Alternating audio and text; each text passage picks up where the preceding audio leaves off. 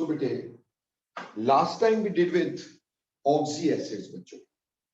Last time हमने oxy acids के बारे में थोड़ा पढ़ने की कोशिश की थी मेरे प्यारे बच्चों, और ऑक्सी एसिड्स की सारी डिटेल्स हमने पढ़ने की कोशिश की थी कि ऑक्सी एसिड कैसे होते हैं, किस तरह के होते हैं, कैसे कैसे देखे जाते हैं। ठीक बेटा, आज हम इसका पार्ट 2 पहले पढ़ेंगे ऑक्सी एसिड्स का। तो ऑक्सी एसिड का पार्ट 2 यानी कि इसकी प्रॉपर्टीज, कुछ और चीजें हम पढ़ेंगे, कुछ इंपॉर्टेंट चीजें, हालांकि हमें पता है कि इसका एलिमेंट्री आइडिया ही हमारे पास है। तो अभी तक मैंने तुम्हें ऑक्सी एसिड के स्ट्रक्चर कैसे बनते हैं, फॉर्मूला कैसे बनते हैं, उसकी बेसिसिटी कैसे निकाली जाती है, वो समझाने की थी बेटा कोशिश। नाउ नेक्स्ट बात जो हम डिस्कस करने जा रहे हैं बेटा, ठीक बेटा, क्या हमने एसिडिक स्ट्रेंथ्स के बारे में डिस्कस किया था कि किसकी एसिडिक स्ट्रेंथ ज्यादा है, किसकी कम, ऐसा कुछ डिस्कस किया था? No sir. तो ओके, आज कुछ प्रॉपर्टीज के बारे में पढ़ लेते हैं। ठीक, तो कुछ और इंपॉर्टेंट चीजें about oxy acids, some important things about oxy acids. ठीक, जो क्वेश्चन और हमसे पूछे जाते हैं, देखो बेटा, सबसे पहले हम निकालेंगे एनहाइड्राइड कैसे निकालते हैं। सबसे पहले क्या निकालेंगे? एनहाइड्राइड कैसे निकालते हैं। Now what do you mean by anhydride? सबसे पहली बात कि एनहाइड्राइड का मतलब क्या होता है। What do you mean by anhydrides? देखो बेटे, अगर आप ऑक्सी एसिड में से सारा वाटर निकाल दो तो जो बचेगा वो उसका एनहाइड्राइड कहलाएगा। यानी ऑक्सी एसिड में जितने भी हाइड्रोजन है they should be eliminated out as water, तो बाकी जो बचेगा वो ऑक्साइड बचेगा और वो उसका एनहाइड्राइड कहलाएगा। तो बहुत बार पेपर्स में ये क्वेश्चन आता है कि which of the following is anhydride of oxy acid. So देखो बेटे, जब हम एनहाइड्राइड्स की बात करते हैं तो एनहाइड्राइड्स में जैसे मान लो अगर मेरे पास एसिड है H2SO4, अब मुझे इसका एनहाइड्राइड बनाना है H2SO4 का। सी, यहां पे दो हाइड्रोजन है, दो हाइड्रोजन से हम कितने वाटर बना सकते हैं बेटा? बेटा, दो हाइड्रोजन से हम एक ही वाटर बना सकते हैं। एक वाटर बना सकते हैं तो इसमें से एक वाटर को कर दे माइनस, तो बाकी जो बचा हमारे पास H चला गया, बचा क्या? S, और साथ में O क्या बचा? 3। So this SO3 is anhydride of sulfuric acid. SO3 is anhydride of sulfuric acid. इसी तरह से बेटे मान लो H2SO3 है, अब मुझे इसका एनहाइड्राइड बोला गया बेटा, H2SO3 इसका एनहाइड्राइड बोला गया। बेटे इसमें आपके पास दो क्या है? H। दो H से कितने वाटर बन सकते हैं बेटे? बेटे दो H से सिर्फ एक वाटर बन सकता है, तो यहां से एक वाटर को माइनस कर दीजिएगा and you will get SO2, that is sulphur dioxide, that is anhydride of sulphurous acid. ये एनहाइड्राइड हो गया सल्फरस एसिड का।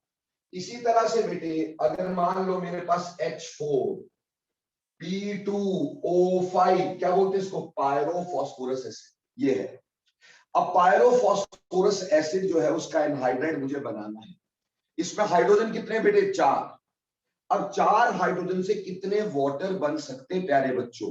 4 हाइड्रोजन से कितने वाटर बन सकते हैं? ऑब्वियसली 4 हाइड्रोजन से 2 वाटर बन सकते हैं, तो यहां से -2 वाटर निकाल देना।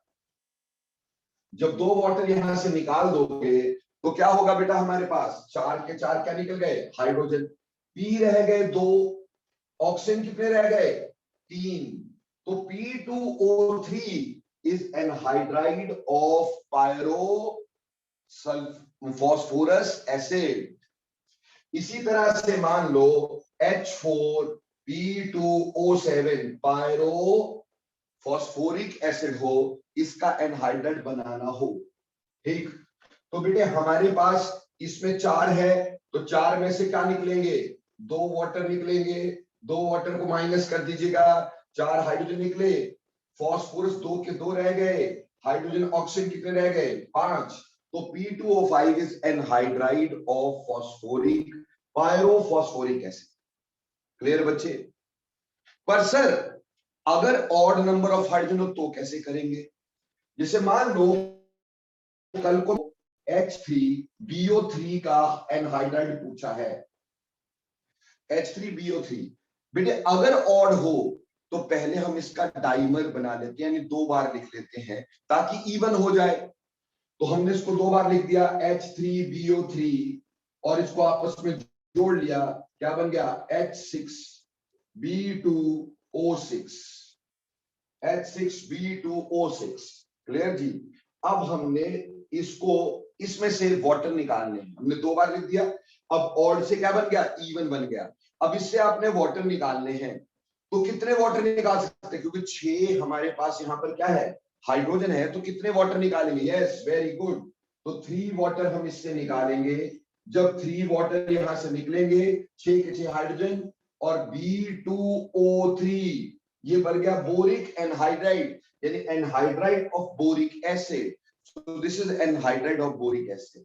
क्लियर? ऐसे मान लो आपके पास H3PO4 का एनहाइड्राइड पूछा है, एनहाइड्राइड ऑफ फास्फोरिक एसिड। बेटा ऑड है ना, तो ऑड को बना लो इवन। कैसे? इसको 2 बार लिख लो। तो 2 बार लिख लिया आपने, बना क्या? H6P2O8। अब इसमें से कितने वाटर निकाल सकते हैं हम? 6 हाइड्रोजन है, तो 3 water should be eliminated out. 3 water given out, बचा क्या? P2O5। तो मेरे प्यारे बच्चों, इसका एनहाइड्राइड क्या हो गया? P2O5, anhydride of phosphoric acid. इसी तरह से नाइट्रिक एसिड हो गया HNO3, इसका एनहाइड्राइड बोला, तो बेटा 2 बार नाइट्रिक एसिड लिख दो ताकि ये इवन हो जाए। तो H2N2O6 माइनस वाटर, बचेगा क्या? N2O5, बचेगा क्या? N2O5। So this is anhydride of nitric acid. So this is anhydride of nitric acid. Am I clear बच्चों? फटाफट से बोलो yes or no. एनहाइड्राइड निकालने आए कि नहीं आए? Very nice, very nice, very nice. Anhydride निकालने आपको आ गए, वेरी गुड। ठीक, देखो बेटे एक बात और समझ लो, ऐसा बिल्कुल पॉसिबल है कि एक एनहाइड्राइड किसी 2 एसिड का एनहाइड्राइड हो। जैसे इसका एनहाइड्राइड भी है, इसका एनहाइड्राइड भी ये है। बहुत सिंपल बात है, अगर सेम सीरीज ऑफ एसिड होगी, जैसे मान लो फॉस्फोरिक एसिड के जितने एसिड थे, फॉस्फोरिक एसिड, ठीक, मेटाफॉस्फोरिक एसिड, पायरोफॉस्फोरिक एसिड, ठीक, इनके सब के एनहाइड्राइड सेम होंगे। समझ में आई मेरी बात? तो ऐसे एनहाइड्राइड निकाल देते, एक सीरीज के एनहाइड्राइड सेम हुआ करते हैं, तो ऐसे एनहाइड्राइड निकाल देंगे। तो इज इट क्लियर? आगे चले? यस, चलिए, ये तो थे एनहाइड्राइड, हमने कैसे निकाले, दिस वर एनहाइड्राइड्स। अब आ जाओ एनहाइड्राइड से आगे। देखो बेटा, एनहाइड्राइड से थोड़ा आगे चलोगे तो आप क्या देखते हो? एनहाइड्राइड्स के बाद बेटे अब हम देखेंगे इसमें इनकी एसिडिक स्ट्रेंथ्स। देखो बेटे, जब हम एसिडिक स्ट्रेंथ्स की बात करते हैं ना, एसिडिक स्ट्रेंथ की बात करते हैं, तो सिंपल बात, अगर आपको इसमें एसिडिक स्ट्रेंथ देखनी है, एसिडिक स्ट्रेंथ देखनी है, तो बेटे जितना ऑक्सीडेशन स्टेट ज्यादा होगा, एसिडिक स्ट्रेंथ उतना ज्यादा होगा। जितना ऑक्सीडेशन स्टेट ज्यादा होगा, एसिडिक स्ट्रेंथ उतनी ज्यादा होगी। जैसे मेरे प्यारे बच्चों, मुझे बोल दिया गया H3BO3, H3BO3, दूसरा बोल दिया गया H2CO3, तीसरा बोल दिया गया HNO3, और चौथा बोल दिया गया H3PO4, पांचवा बोल दिया गया HClO4, मान लो, ठीक है जी। और हमें बोला इसको एसिडिक, इसको sir you are muted sir. के ऑर्डर में हम कैसे लगाते हैं? Very very simple. यहां पे ऑक्सीडेशन जो होगा, ऑक्सीडेशन स्टेट वो +3 होगा। यहां ऑक्सीडेशन स्टेट जो होती है वो +4 होती है। यहां ऑक्सीडेशन स्टेट +5 हुआ करती है। यहां ऑक्सीडेशन स्टेट अगेन +5 हुआ करती है। और यहाँ ऑक्सीडेशन स्टेट +7, तो आपको निकालनी तो आती ही है ऑक्सीडेशन स्टेट। अब स्ट्रॉन्गर, मैंने कहा जितनी ज्यादा ऑक्सीडेशन स्टेट होगी उतना एसिडिक स्ट्रेंथ ज्यादा होगा। So more is the oxidation state, more is the acidic strength. तो सबसे ज्यादा एसिडिक स्ट्रेंथ किसका हो गया? सबसे ज्यादा एसिडिक स्ट्रेंथ HClO4 का हो गया। समझ में आई बात? हाँ, अगर ऑक्सीडेशन स्टेट बराबर हो तो इलेक्ट्रोनेगेटिविटी देखी जाती है। अगर ऑक्सीडेशन स्टेट बराबर हो तो इलेक्ट्रोनेगेटिविटी देखी जाती है। जैसे यहां पर इन दो चीजों में ऑक्सीडेशन स्टेट बराबर है तो हमें इसमें देखनी है इलेक्ट्रोनेगेटिविटी। तो बेटा इलेक्ट्रोनेगेटिविटी किसकी ज्यादा है? ऑब्वियसली नाइट्रोजन की, इसलिए सेकंड नंबर पे आ गया HNO3। फिर आ गया आपके पास H3PO4, फिर आ गया H2CO3 और लास्ट में हो गया H3BO3।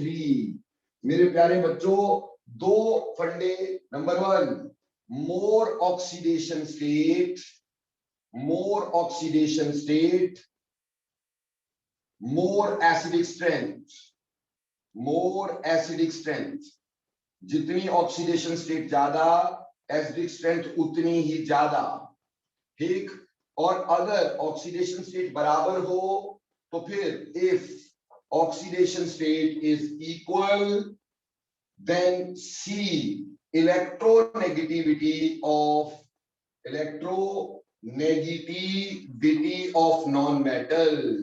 तो नॉन मेटल की बेटा इलेक्ट्रोनेगेटिविटी देख लो तो ऐसे एसिडिक स्ट्रेंथ तक पहुंच सकते हो। जैसे बेटे ये क्वेश्चन लगभग हर साल ही पेपर में आ जाता है। ठीक। HClO4, HClO3, HClO2 और HClO, इसमें एसिडिक स्ट्रेंथ पूछ मरते हैं हर साल ही लगभग। ठीक। ऑब्वियसली यहां +7 ऑक्सीडेशन स्टेट है, यहां +5 ऑक्सीडेशन स्टेट है, यहां +3 ऑक्सीडेशन स्टेट है, यहां +1 ऑक्सीडेशन स्टेट है।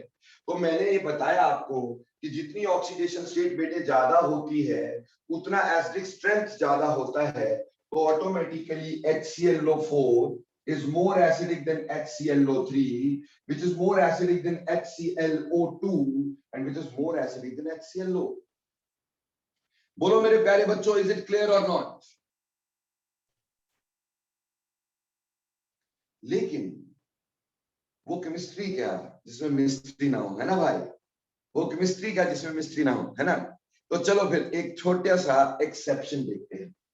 देखो बेटे, अगर मेरे पास H3PO4 that is phosphoric acid, H3PO3 that is phosphorus acid और H3PO2 हाइपोफॉस्फोरस एसिड।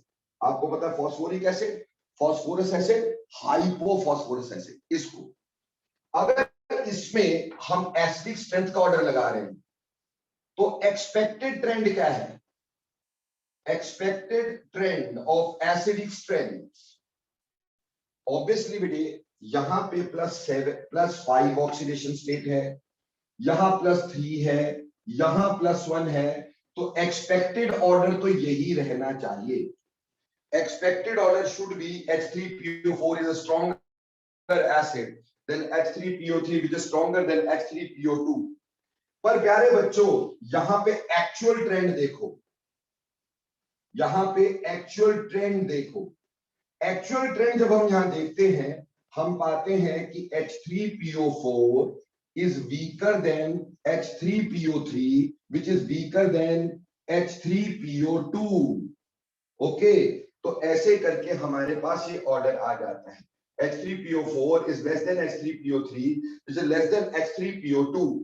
ठीक। अब ये ऑर्डर क्यों आया? अब ऑब्वियसली क्वेश्चन आपके पास है कि सर ये ऑर्डर क्यों आया? Why is it so? The order is like this। देखो बेटा, इधर इसका स्ट्रक्चर बनाते हैं तो इसमें हाइब्रिडाइजेशन तो पता ही है, सारे फॉस्फोरस के एसिड में हाइब्रिडाइजेशन sp3 होती है। 4 ऑक्सीजन लगाने हैं तो इसका स्ट्रक्चर बनाना तुम्हें सिखाया मैंने, ये 4 ऑक्सीजन। फिर हाइड्रोजन लगाने हैं तो 3 हाइड्रोजन मैंने यहां लगा दिए लाइक दिस। यहां डबल बॉन्ड O। क्लियर हो गया बेटा? सिमिलरली यहां पे ध्यान दोगे तो यहां पे ऐसे 4 और यहां पे ऑब्वियसली 3 ऑक्सीजन है, तो 1 2 3 ऑक्सीजन, 1 हाइड्रोजन यहां लग गया, 1 हाइड्रोजन यहां लग गया, 1 हाइड्रोजन यहां लग गया, यहां डबल बॉन्ड आ गया। इसका स्ट्रक्चर बनाओगे P ऐसे करके टेट्राहेड्रल, और इसमें 2 ऑक्सीजन, 1 2 ऑक्सीजन, ठीक है जी। हाइड्रोजन कितने हैं? 3, तो 1 2 3 हाइड्रोजन, और यहां क्या होगा? Double bond. अब हमें यह देखना है इसमें हमारे पास किसका एसिडिक स्ट्रेंथ ज्यादा है। देखो मेरे प्यारे बच्चों, +1 में ऑर्गेनिक पढ़ाते समय तुम्हें एक पढ़ाया था इंडक्टिव इफेक्ट, याद होगा तुम्हें? बोलो याद है कि नहीं? Inductive effect. इंडक्टिव इफेक्ट क्या होता है? माइनस आई इफेक्ट यानी विड्रॉइंग इफेक्ट, कौन इलेक्ट्रॉन ज्यादा विड्रॉ करे। और हमने लास्ट ईयर ये भी पढ़ा था कि माइनस आई इफेक्ट जितना ज्यादा होता है उतना एसिडिक स्ट्रेंथ ज्यादा होती है। खुशबू घबराना नहीं बेटा, इजीली समझाऊंगा मैं आपको। तो आपने सिर्फ बोलना है माइनस आई इफेक्ट ज्यादा, माइनस आई इफेक्ट ज्यादा तो एसिडिक स्ट्रेंथ ज्यादा। More is minus I effect, more is acidic strength. जितना माइनस आई इफेक्ट होता है उतना एसिडिक स्ट्रेंथ ज्यादा होता है बच्चे।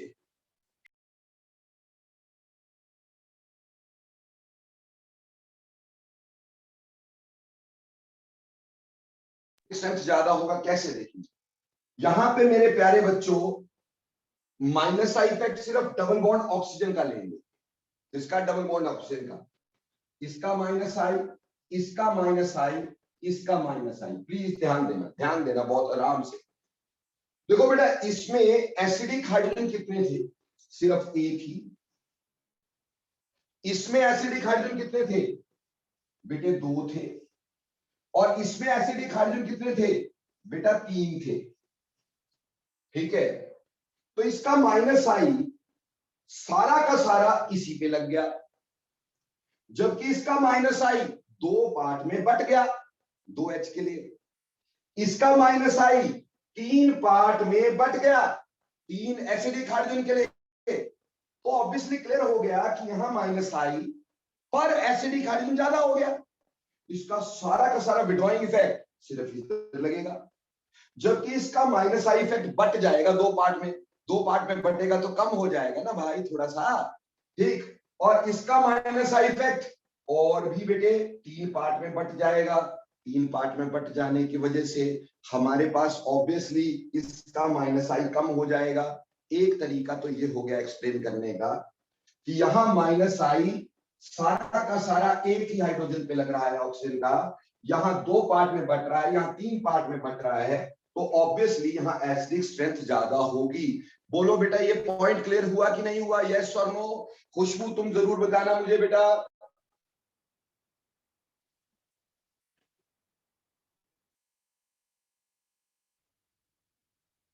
दक्ष ने कहा प्लीज रिपीट सर। दक्ष देखो बेटे, मैं ये कह रहा हूं कि यहां पे माइनस आई इफेक्ट एक ही हाइड्रोजन के लिए। माइनस आई एसिडिक स्ट्रेंथ को बढ़ाता है ना बेटा, माइनस आई एसिडिक स्ट्रेंथ को बढ़ाता है ना, तो यहां माइनस आई एक ही हाइड्रोजन के लिए, और यहां ये 2 पार्ट में बट गया तो कम हो गया दोनों के लिए। इसके लिए भी कम हो गया, इसके लिए भी कम हो गया, और यहां 3 पार्ट में बट गया और कम हो गया कि नहीं? तो बट नेचुरल हो गया मेरे बच्चे। जितना ज्यादा आपके पास माइनस आई इफेक्ट था, ठीक, उतना एसिडिक स्ट्रेंथ ज्यादा था। मोरओवर एक और बात करते हैं बेटा, प्लस आर भी पढ़े हो last year? Plus R, resonance effect plus R. मैंने नहीं पढ़ा तो कोई टेंशन वाली बात नहीं है, मैं बताता हूं। देखो बेटे, जब भी कोई लोन पेयर वाला ग्रुप डबल बॉन्ड वाले एटम के साथ जुड़ता है तो अपना प्लस आर देता है, प्लस आर देता है, प्लस आर रिलीजिंग होता है। तो यहां पे लोन पेयर है, यहां पे भी लोन पेयर है, यहां पे भी लोन पेयर है, ठीक है जी। अगर मान लो मैं सिर्फ एक H को लेके चलता हूं एज अ रेफरेंस, एक H को लेके चलता हूं एज अ रेफरेंस, ठीक है, क्योंकि पहले तो एक ही H देंगे ना। तो यहां इन दो ग्रुप्स का प्लस R और यहां पे भी प्लस R आ गया, ठीक। यहां सिर्फ एक का ही प्लस R आया और यहां किसी का प्लस R है ही नहीं। प्लस R उन्हीं का होता है बेटे जिनके ऊपर लोन पेयर होते हैं। प्लस R उन्हीं का होता है बेटे जिनके ऊपर लोन पेयर होते हैं और वो डबल बॉन्ड एटम के साथ ज्वाइन करते हैं, तभी तो वो अपने इलेक्ट्रॉन यहां से यहां दे सकेंगे। इसी को तो प्लस R बोलते हैं, इलेक्ट्रॉन देने को। और जितना प्लस R ज्यादा, जितना प्लस R ज्यादा उतना एसिडिक स्ट्रेंथ कम, उतना एसिडिक स्ट्रेंथ कम। प्लस R रिलीजिंग होता है, तो करके यहां दो दो प्लस R, यहां एक ही प्लस R, यहां कोई भी नहीं। ऑब्वियसली इसका एसिडिक स्ट्रेंथ इज लेस। तो ऐसा नहीं होता कि माइनस आई प्लस आर सिर्फ आप ऑर्गेनिक में ही देखोगे, अरे वो तो कहीं पे भी हो सकता है। तो यहाँ पे हमने वही कंसेप्ट यूज किया ऑर्गेनिक वाले, और हमने आराम से क्लियर कर दिया कि अगर माइनस आई भी देखे तो यहाँ पे माइनस आई ज्यादा होगा। दूसरी बात, यहाँ प्लस आर ज्यादा होगा, रिलीजिंग फैक्टर ज्यादा होगा, तो एसिडिक स्ट्रेंथ कम होगी। बोलो बेटा एसिडिक स्ट्रेंथ कैसे लगाते हैं वो समझ में आया? और ये एक्सेप्शन समझ में आई कि नहीं? This is only in phosphorus acid, only in phosphorus acid, मतलब फॉस्फोरस के एसिड्स में होता है ये सिर्फ। Yes, anybody wants to ask anything, please raise your hand and ask. Yes Nishita बोलिए, Nishtha Radha. So please repeat the last thing. I actually lost my network. बेटे last में मैंने ये बताया कि प्लस आर इफेक्ट जिसका ज्यादा होता है, प्लस आर होता है उसका जिसके ऊपर लोन पेयर प्रेजेंट होते हैं। तो क्योंकि यहाँ लोन पेयर प्रेजेंट है, प्लस आर इफेक्ट होगा इसका। प्लस आर एसिडिक स्ट्रेंथ को डिक्रीज करता है, तो यहाँ प्लस दो बार प्लस आर आया, एसिडिक स्ट्रेंथ कम हो गई। यहाँ एक बार प्लस आर आया और यहाँ बिल्कुल भी प्लस आर नहीं है, तो प्लस आर एसिडिक स्ट्रेंथ को कम करता है। तो यहाँ प्लस आर ज्यादा है तो एसिडिक स्ट्रेंथ कम हो जाएगी। बोलो क्लियर और not? Yes, sir. Thank you, sir. Okay Angel, you raise your hand, बेटे बोलो पूछो। यस सर, सब प्लस आर होने के लिए लोन पेयर और डबल बॉन्ड दोनों चाहिए। बेटे रिजोनेंस होने के लिए क्या चाहिए मेरे प्यारे बच्चे? कि यही दोनों। होने के लिए कॉन्जुगेशन चाहिए। कॉन्जुगेशन क्या पढ़ाई थी बेटा मैंने? Lone pair, single bond, double bond, याद आया? Yes sir, thank you sir. Okay बेटे, तो अब चलते मेरे प्यारे बच्चों आगे। तो ये तो था एसिडिक स्ट्रेंथ कैसे लगाएंगे और उसमें एक्सेप्शन कैसे होगा। स्वाति बेटा ये प्लस आई इफेक्ट के बारे में यहाँ हम डिस्कस नहीं किए। प्लस आई जो होता है वो रिलीजिंग होता है। आप मेरा वीडियो एक मैंने डाला है बेटा यूट्यूब पे, ठीक, जीओसी का पहला पार्ट, उसको देखिएगा। Sir you are muted. Muted, sir. ठीक है बच्चे, तो चलिए आगे बेटा, इससे आगे निकलते हैं। उम्मीद करता हूं ये सारी बात आप लोगों को क्लियर हो गई होगी, ठीक ना? अब इससे आगे चलते हैं, इसकी प्रॉपर्टीज के बारे में पढ़ते हैं। ऑक्सो एसिड्स की प्रॉपर्टीज के बारे में भी थोड़ा पढ़ने की करते हैं कोशिश। ऑक्सो एसिड की प्रॉपर्टीज के बारे में पढ़ने की करेंगे कोशिश, ठीक, ज्यादा नहीं पढ़ना है। पहली बात ये होती है कि ऑक्सो एसिड जो होते हैं वो ऑक्सीडाइजिंग एजेंट होते हैं। Oxo acids are oxidising agents, oxidising agents. अभी क्यों भाई?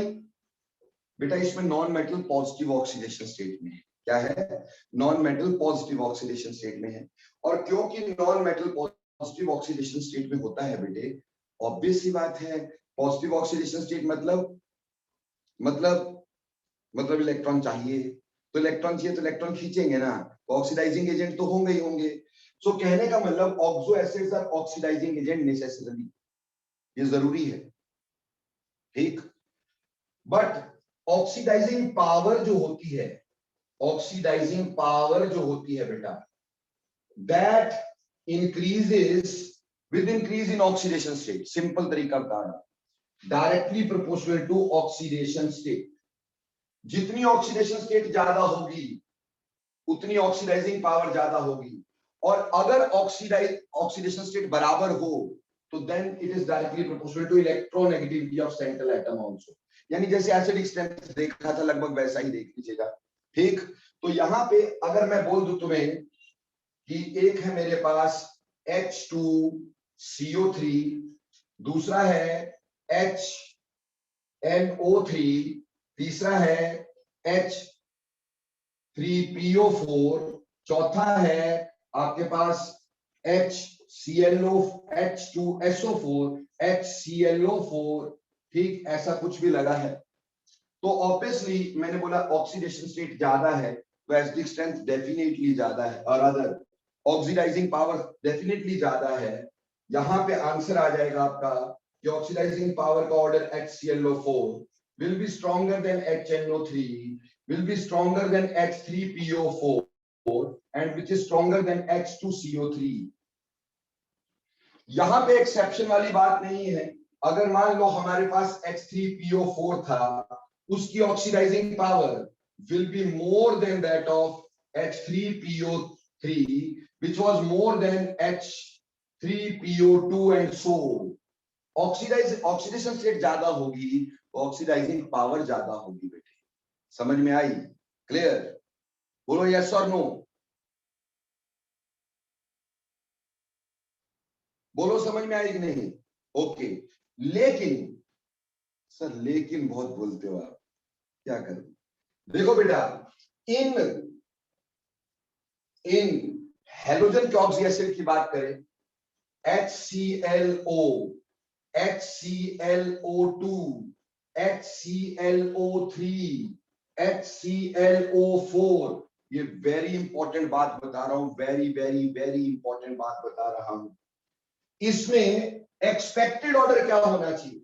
देखो भैया, इसमें expected order of oxidising power क्या होना चाहिए?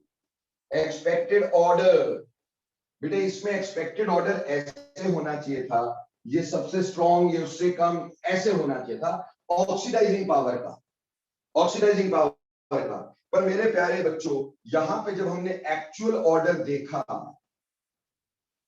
एक्चुअल ऑर्डर देखा तो हमने पाया कि HClO is stronger than HClO2 which is stronger than HClO3 which is stronger than HClO4। हालांकि ऑक्सीडेशन स्टेट की बात करते यहां पे +1 थी, यहां +3 थी, यहां +5 थी, यहां +7 थी, तो मोर ऑक्सीडेशन स्टेट की ऑक्सीडाइजिंग पावर ज्यादा होनी चाहिए थी। यहां पे उल्टा हो जाता है, हेलोजन एसिड ये क्लोरीन के ऑक्सो एसिड में उल्टा हो जाता है और ये और इसके एसिडिक स्ट्रेंथ का ऑर्डर ऑपोजिट हो गया और ये बहुत बार पेपर में आता है बेटा, ध्यान देना ये बात। ठीक, अब ऐसा क्यों बेटा? ऐसा इसलिए कि ये मोर आयनिक होता है, ये मोर आयनिक होता है, इसलिए वाटर में आसानी से टूटेगा। ऑक्सीडाइजिंग पावर वाटर में देखी जाती है, याद करो, आपको रिडक्शन पोटेंशियल निकालना सिखाया था मैंने, है ना बेटा? तो ये आसानी से वाटर में टूट जाता है, जबकि ये हाईली कोवलेंट होता है, हाईली कोवलेंट होता है, हाईली कोवलेंट होता है। एक मोर ओवर और भी रीजंस हैं जो मैं जब हेलोजन के ऑक्सी एसिड पढ़ाऊंगा तो करवाऊंगा बेटा। ठीक, और भी रीजंस हैं, ये अकेला रीजन नहीं है, there is further more reasons to this. ठीक, वो हेलोजन के ऑक्सी एसिड में करवाऊंगा। एक और इसमें हेलोजन के ऑक्सी एसिड में एक और आ जाती है एक्सेप्शन, ठीक, वो भी यहीं पे डिस्कस कर देता हूं, लेकिन एक्चुअली वो बाद में आएगा, बाद में डिस्कस करेंगे। जैसे बेटे अगर HClO4, HbRO4, HiO4, हमें इसमें देखना होता है ऑक्सीडाइजिंग पावर का ऑर्डर, ऑक्सीडाइजिंग पावर का ऑर्डर, ऑक्सीडाइजिंग पावर। तो मेरे प्यारे बच्चों, एक्सपेक्टेड तो ये है कि ये हो, ठीक, लेकिन क्योंकि इलेक्ट्रोनेगेटिविटी देखते हैं ना, लेकिन इसमें जब एक्चुअल ट्रेंड देखते हैं ना, तो इसमें HbRO4 is greater than or somewhat similar to HiO4 but less than, it is greater than HClO4 का सबसे कम हो जाता है। Again, that is actually based on highly covalent character of HClO4। बेटा क्लोरीन साथ साथ इलेक्ट्रॉन दे थोड़ी देगा, क्या क्लोरीन 7 इलेक्ट्रॉन दे पाएगा? अरे नहीं दे पाएगा यार। तो उसमें कोवलेंट करैक्टर ज्यादा होगा। सर कोवलेंट करैक्टर से क्या होगा? बेटा कोवलेंट करैक्टर ज्यादा होने से वाटर में डिसोसिएशन कम हो जाती है। वाटर में डिसोसिएशन कम होने से ऑक्सीजन देने के चांसेस कम हो जाते हैं, इसलिए ऑक्सीडाइजिंग पावर कम हो जाती है। And more we will discuss in halogen acids, halogen के ऑक्सी एसिड्स में। इसके और रीजंस भी बताऊंगा मैं आपको। बोलो बेटा, पर ये क्लियर हो गई 2 एक्सेप्शंस? Excuse me sir. हाँ जी बोलो जी।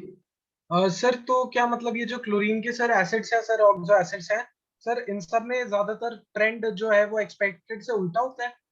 नहीं ऐसा कुछ नहीं है, वो जब करवाएंगे तभी। अभी तो मैंने सिर्फ आपको इसके बारे में बताया, बाकियों में ऑक्सी देखो, हमने एसिडिक स्ट्रेंथ का ऑर्डर तो कोई उल्टा नहीं किया, वो तो जैसा होता है वैसा ही होता है।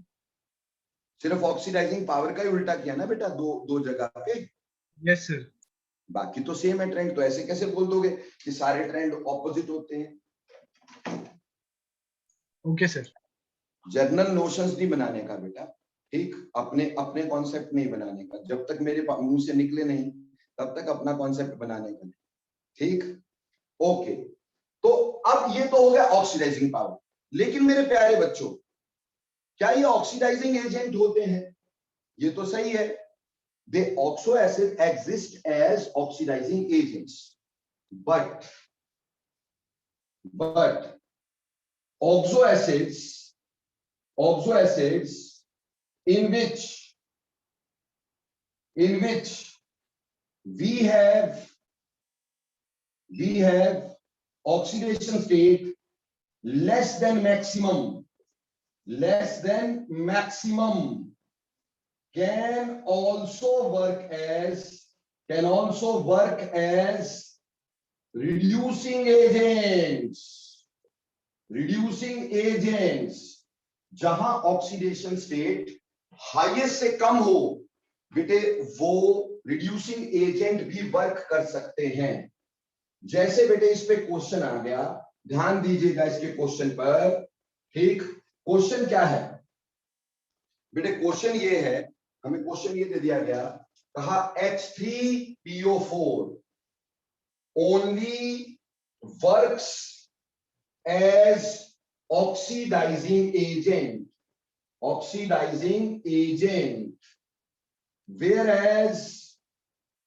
whereas H3PO3 can work as oxidizing as well as reducing agent। Oxidizing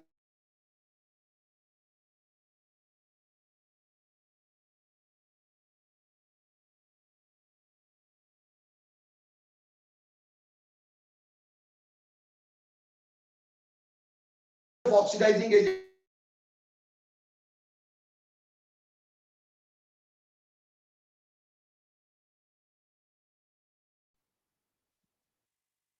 सो बच्चे, क्वेश्चन वाज कि H3PO4 only work as oxidizing agent, whereas H3PO3 can work as oxidizing as well as reducing agent। देखो बेटे, इसमें क्या है कि जब हम H3PO4 की बात करते हैं तो H3PO4 जो होगा उसमें फास्फोरस अपनी हाईएस्ट ऑक्सीडेशन स्टेट +5 में होगा। Phosphorus is present in the highest oxidation state, that is +5। अब +5 से आगे ये नहीं जा पाएगा बेटा, it can not move further than this. हाँ ये पीछे तो आ जाएगा, -3 तक जा सकता है, +5 is the highest oxidation state, तो आगे ये नहीं जा पाएगा, इसलिए ये इलेक्ट्रॉन दे नहीं पाएगा, ये सिर्फ ले पाएगा। तो बोल सकते हो कि phosphorus is present in highest oxidation state, ठीक? So can not give electrons, इसलिए ये इलेक्ट्रॉन्स नहीं दे सकते। फास्फोरस जो है it is present in the highest oxidation state, so can not give electrons, ये इलेक्ट्रॉन नहीं दे सकता। ऑन द अदर हैंड, अगर मैं H3PO3 की बात करता हूं तो H3PO3 में फास्फोरस जो है वो बेटे हमारे पास +3 ऑक्सीडेशन स्टेट में है। तो +3 से बेटे ये अपनी ऑक्सीडेशन स्टेट +5 तक भी चेंज कर सकता है बाय गिविंग इलेक्ट्रॉन। और -3 तक भी कर सकता है. So it can give electron or it can take electron. It can do both the things. Can give electron, can take electron. So यहाँ ये 2 इलेक्ट्रॉन देगा और यहाँ ये इलेक्ट्रॉन्स लेगा. तो बेटा it can act as oxidizing as well as oxidizing as well as reducing agent. तो ऐसे ये ऑक्सीडाइजिंग एजेंट भी होता है और ऐसे ये रिड्यूसिंग एजेंट भी होता है. बोलो बेटे, क्लियर हो गया? इसका मतलब ये हो जाएगा कि कोई भी चीज जब अपनी हाईएस्ट ऑक्सीडेशन स्टेट में होगी तो वो सिर्फ कोई भी ऐसा एसिड जो अपनी हाईएस्ट ऑक्सीडेशन स्टेट में होगा वो सिर्फ और सिर्फ ऑक्सीडाइजिंग एजेंट होगा. ठीक, वो सिर्फ ऑक्सीडाइजिंग एजेंट होगा. और जो बीच वाली स्टेट में होगा वो दोनों तरह से वर्क करेगा, ऑक्सीडाइजिंग भी और रिड्यूसिंग भी. तो उम्मीद करता हूं ये बात बहुत अच्छे से आप बच्चों को क्लियर हो गई है. बोलो, हो गई है कि नहीं हो गई है? कल को अगर तुमसे पूछें कि इसमें से कौन रिड्यूसिंग एजेंट है, कैसे देखोगे? देखोगे जिसकी इंटरमीडिएट ऑक्सीडेशन स्टेट है तो वो रिड्यूसिंग एजेंट होगा. तो मेरे प्यारे बच्चों, ऑक्सो एसिड के बारे में हर वो चीज मैंने आपको बताने की कोशिश की है जो कि हमारे को पता होनी चाहिए. स्ट्रक्चर पता होना चाहिए. आपको ऐसे पूछें किसमें पीओपी बॉन्ड है, बेटा वैसे तो एक सिंपल बात बताऊं, जितने पायरो एसिड होंगे बेटा, पायरो एसिड में हमेशा पायरो एसिड में नॉन मेटल से ऑक्सीजन से नॉन मेटल का बॉन्ड जरूर होता है. उसी तरह से जो मेटा एसिड होते हैं, मेटा एसिड आपको पता पॉलीमर की तरह एग्जिस्ट करते हैं, तो उसमें भी इस तरह का बॉन्ड पाया जाता है. मेटा एसिड्स में भी इस तरह का बॉन्ड पाया जाता है, दैट इज पीओपी बॉन्ड या फिर एसओएस बॉन्ड. ये मेटा एसिड्स तो फास्फोरस कार्बोन के ही तो है. ठीक है बच्चे, तो उसमें भी ऐसा बॉन्ड पाया जाता है. कभी आपको बोले किसमें नॉन मेटल से नॉन मेटल का बॉन्ड होगा, यानी P2P बॉन्ड, तो जनरली जितने हाइपो एसिड्स होते हैं उनके डायमर्स में हमेशा ये हायर स्टेट के जो हाइपो एसिड होते हैं, हाइपोइक एसिड्स, उसमें जनरली नॉन मेटल से नॉन मेटल का बॉन्ड यानी P से P का बॉन्ड या S से S का बॉन्ड होता है. ठीक, एसिड्स तो थायो एसिड्स होते हैं, उसमें 2 सल्फर होंगे. तो इस तरह से करके बेटे आप ऑक्सो एसिड की हर वो चीज डिस्कस कर सकते हो जो भी आपको पूछा जाए. ठीक, आपको स्ट्रक्चर बता दिए, आपको स्पेशलिटीज बता दी, कौन पॉलीमेरिक होगा, कौन टेट्रामर बनाएगा, ट्राइमर बनाएगा, इन सब के बारे में आपको क्लियर कर दिया. एंड बेसिसिटी निकालनी सिखा दी है बेटा आपको, एनहाइड्राइड्स निकालने सिखा दिए बच्चे, उनकी एसिडिक स्ट्रेंथ का ऑर्डर बता दिया बच्चे, उनका ऑक्सीडाइजिंग पावर का ऑर्डर बता दिया with exceptions. So this is it with oxo acids. तो ये ऑक्सो एसिड थे, पी ब्लॉक के सारे ऑक्सो एसिड. हैलोजन के ऑक्सो एसिड हम फिर भी एक बार अलग से जरूर डिस्कस करेंगे. क्लियर? चलिए